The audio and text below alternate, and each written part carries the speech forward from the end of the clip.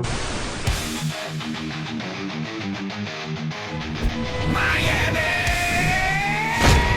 To mission control, we have liftoff.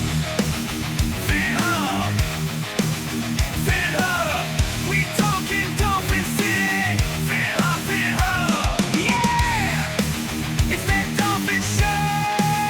Phinhub! Welcome to the Phinhub Show, the one NFL podcast you can't leave off your roster. Now here's your hosts, Joe and Kevin DeHale. All right. Welcome to another episode of the Phinhub Show, powered by BetUS. Guys, if you haven't already, make sure to check out BetUS and use code YouTube150 for a 150% bonus on your first 3 deposits using code YouTube150 for up to $2,000. That's a 150% bonus on your first 3 deposits. So make sure to deposit some money in there, get your bonus up. We got that Seattle game coming. We are traveling to Seattle on Sunday for a 4 o'clock game. First game is underdogs, too. First game is underdogs, so make sure to place your bets, guys. Use code YouTube150 for a 150% bonus for up to $2,000, and let's make that money. And don't forget to bet on the Dolphins. So the Dolphins' offense has been struggling Understatement. these first 2 games. It's something I don't think a lot of people expected going into the season. Nope. We were the number 1 offense last year, and it wasn't even close, in my opinion. The receivers, something which I don't think anyone would have guessed. They haven't been as productive as we'd like them to be. Jaylen, Waddle, and Tyreek Hill had a good game by the stats that first game. Second game was terrible, was a no-show. You know, Tua gets obviously knocked down with that concussion in the third quarter. But either way, just haven't seen a great performance from our receivers. That second game against the Bills, we're using Robbie Chosen. Yeah. And Tua throws an interception because it seems like Robbie ran the wrong route. And then Dubois, what's his name? Dubois. I don't know what to say. Anyway, another guy who we also signed. He will not make it on this team, by the way. As soon as Craycraft or Beckham are back, he's out. So we signed him after preseason. He doesn't spend any of the offseason with us, and we throw him into that second game against the Bills, and Tua throws a nice ball right into his chest. It pops up and creates another interception. Which was very important in my opinion because that just messes up the whole momentum right from the beginning of the game. So yeah, it was huge. We were completely playing catch up the entire game, and it was just one of those disgusting games. Like your stomach's turning. It's just terrible. And then cap it off with that Tua injury. It was something else. But going back to the point of the wide receivers, the wide receivers for the Miami Dolphins have been an ugly point to start the season. And it was highlighted in that second game, having to use Chosen and Dubois. And, you know, Braxton Berrios is out there for what seems like too many plays, in my opinion. Yeah. Mind you, he still doesn't have a catch. Yeah, the Dolphins just released Robbie Chosen after that second game. The second game that he's been called off the practice squad. So he's been released now. Does it seem like the Dolphins are now opening up the door for maybe Malik Washington to return, or does it seem like maybe Ezukanma is finally healthy, ready to go, and maybe he's the next one to be elevated for this Game 3 against Seattle? Yeah, mind you, the release of Robbie Chosen I think was granted. We didn't see anything out of him. I love the move actually because you were able to bring in a really talented tackle, former second-round pick from the Cincinnati Bengals, but yeah, going back to that, I think this gives us some reason to believe that maybe Malik Washington might be ready to go this week, or we're going to get to see an Eric Ezukanma, which I think, you know, that's maybe a guy that we should have thought twice and probably kept him on the roster because you've seen it. I mean, the wide receiver play on this team, I don't understand why we have a guy like Grant Dubois, a guy that couldn't even make it on Green Bay, that was a 7th-round pick that got cut ultimately because he wasn't, I guess, good enough to be on that team. And he's getting key snaps in a key game. You know, I know it's only the second game of the season, but I mean, it's against our division rival in the Bills. Yeah, that's a huge game. I would prefer to see a guy like Eric Ezukanma, unless he's injured. I understand he can't be out there. But, a guy that's been here with 3 years in the same offense, a guy that's extremely talented, in my opinion. We've seen what he can do when he is out there. We saw what he could do at Texas Tech. But, yeah, I think this gives us some reason to believe that maybe these guys might be one of the two or both are good to go, and we can call up Eric Ezukanma and, get to see him out there, which I think he will be. It would be really good because we've seen him in preseason with Skylar Thompson, both of them, actually, and they've had some level of success with Skylar Thompson throwing the ball to them. So that maybe that familiarity would help us in this game. So that's actually a really good point. Skylar Thompson has had his best performances with Eric Ezukanma, and Eric Ezukanma obviously with Skylar Thompson.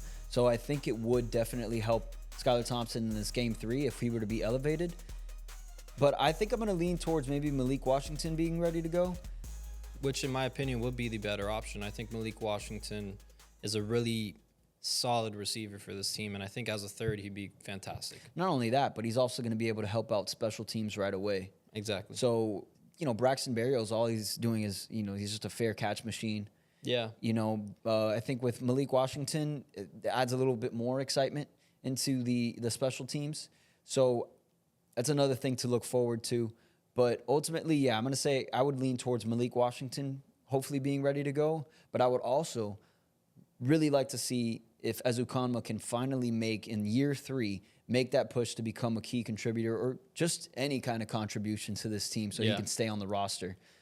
Putting all those options aside, the Dolphins have quite a few players that are key players that are injured and still could possibly be returning this season. In a couple weeks. One of them being Malik Washington. Another one being Odell Beckham Jr., who we brought in to be that number 3 option behind Tyreek Hill and Jaylen Waddle.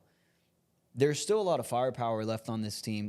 There's a lot of firepower left on this team and a lot of firepower that could be coming back. Yeah. Tua Tagovailoa coming in at, what is it going to be, week 7? Or is it Week 7. Week 7 against the Cardinals? It'll be week 7 because we got the bye week, so he's going to be out a minimum of 4 games. He's going to miss against the Seahawks. He's going to miss against the Patriots. No, sorry, Seahawks, Titans, Patriots, and then the Colts. So he'll be back if he's cleared to play against the Arizona Cardinals. After the bye week, it's the Colts. Oh, okay. So it's after the Colts and then the Cardinals. And then we play the Cardinals. Yeah. So Tua could be coming back for the Cardinals game if the Dolphins can hopefully stay clear of injury, if the Dolphins can hopefully steady the course here for the season, then Tua could be coming back into a team where maybe Malik Washington has gotten a feel for the game. Ezukanma maybe has taken a step forward and can contribute something. River Craycraft, that's another the big guy one that I was waiting for you to say. Another guy who we had a great training camp with. And 3 years in this offense in the Mike McDaniel offense.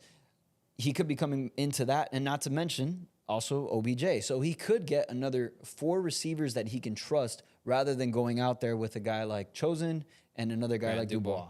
So Tua could be walking in Berrios. Yeah. And Tua could be coming into a much better situation come week 7. Yeah. So a lot of reason to be optimistic going forward. The Dolphins just really need to see what they could do, and McDaniel needs to see what he can do with the pieces that he has available right now. And I think McDaniel has learned his lesson as far as injuries go. They seem a lot more cautious now. Yeah. And it could also be to their detriment too. Doing this with OBJ, I mean, that Bills game cost us because maybe we are being a little bit too cautious with these injuries now. Hindsight's 2020. We didn't think that this offense would look this abysmal. Yeah. And in the beginning. So I have a question for you though.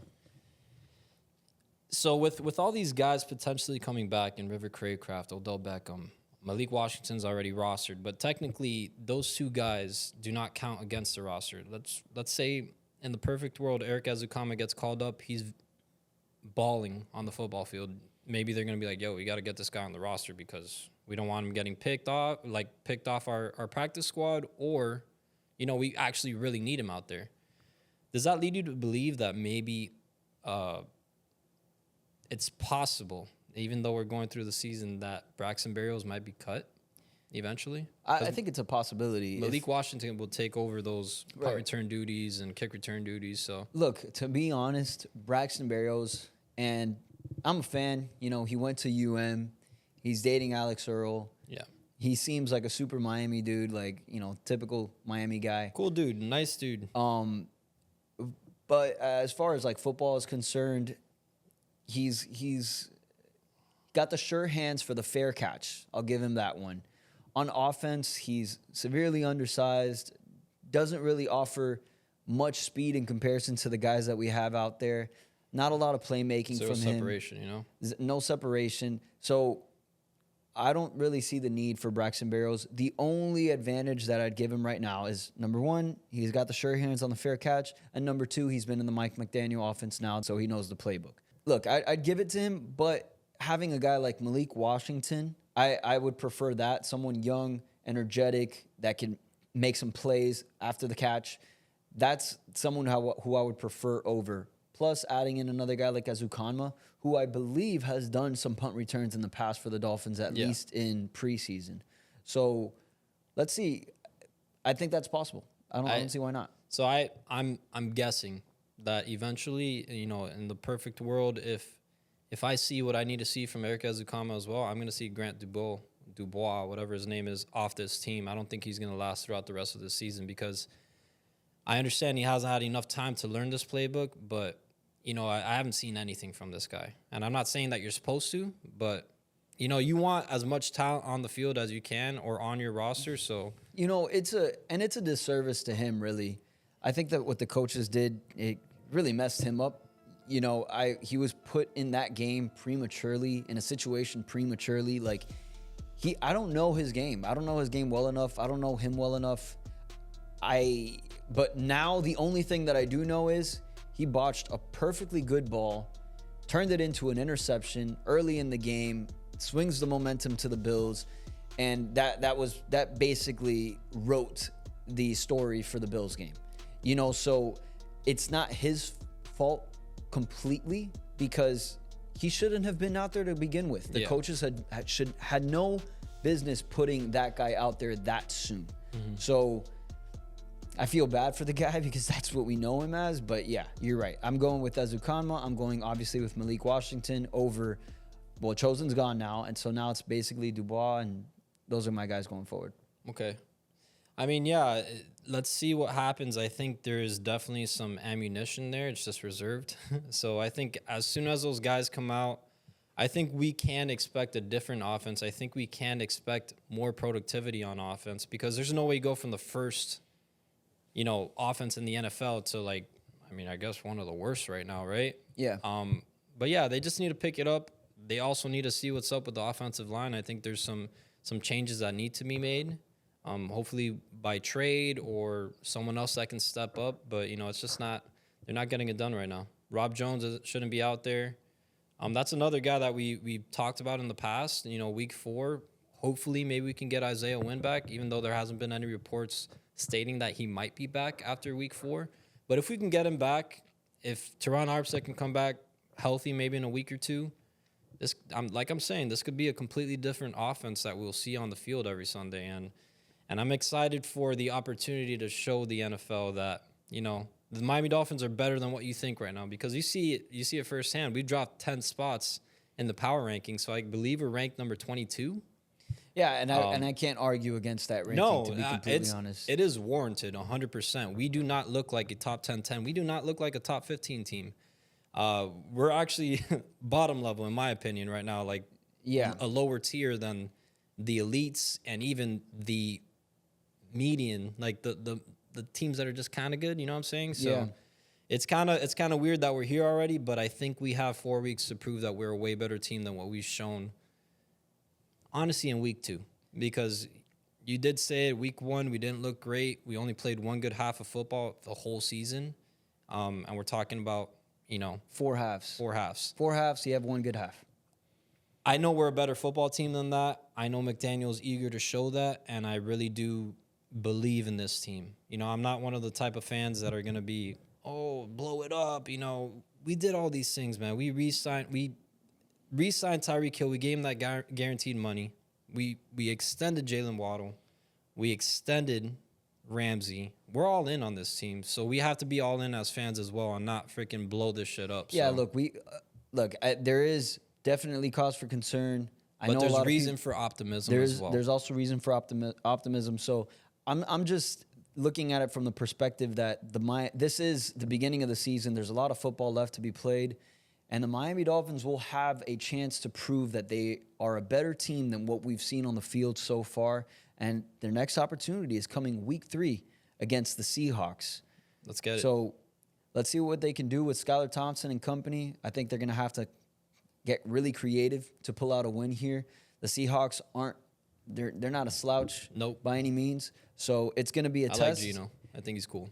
Yeah, Geno's cool. He made it out of the Jets, Which is another thing, man. The Jets really... Yeah, they're trash. They had something in Geno, apparently, but they just didn't know how to get it out of him. Well, yeah. Once the Seahawks, they have...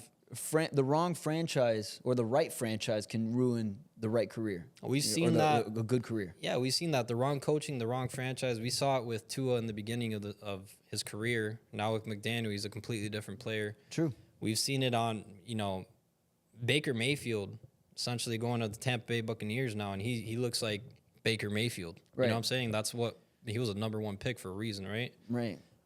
So that leaves you. I mean, this is a little off topic, but with Bryce Young, maybe he can get the right opportunity somewhere else because the Panthers are just destroying his career right now. The Panthers are destroying careers. Yeah. They've been doing this. It's the Jets are one of those teams too. The Lions were that team for a long time.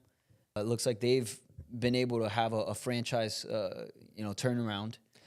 And in reality, the Dolphins were that just with Brian Flores, in my opinion. But in the past, it's not like we had an opportunity to destroy anyone's career because we sucked bad once enough and we got a left tackle. It was the weirdest thing, right? The Dolphins did this thing. They were notorious for this. For me, we were always in the middle of the NFL. And not even like 15. 8-8. Yeah, we were maybe like the 20th best team in the NFL. Which doesn't get you a talented quarterback. Which doesn't get you a great pick. And yeah, you're not going to get a talented quarterback from that. So you're kind of just left in limbo. And the Dolphins, so it's not even like we were like a Panthers where they're, getting first picks and just not doing anything with them. Like we were even worse than that. Or we weren't even smart enough to trade up for one of those quarterbacks, right? The only time we ever did was for a guy like Jordyn. Yeah. And he was a tremendous bust at number 3. We couldn't get a quarterback that year. Luck. Huh? I know we had Ryan Tannehill, but dude, that was some project for 7 years, man. I don't know what we were thinking throughout that time, but hey, worked out for him in Tennessee, I guess, for a little. Yeah. Well, guys, Sunday we are flying up to Seattle to play the Seahawks at 4:00. Make sure to place your bets on BetUS and use code YouTube150 for 150% bonus on your first 3 deposits for up to $2,000 using code YouTube150. Make sure to place your bets, guys. We will see you there. Go Dolphins.